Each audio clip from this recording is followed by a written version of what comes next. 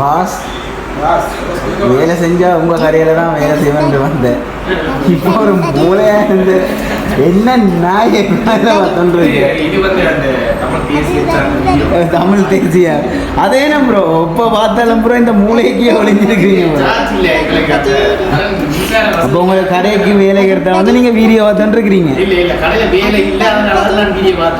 வேலையை நீங்க உருவாக்கணும். நீங்க அதுல இருந்து கூப்பிடணும். போட்டோ காப்பி 5 ரூபா, போட்டோ காப்பி 10 ரூபான்னு சொல்லி அதில் கூப்பிடணும்.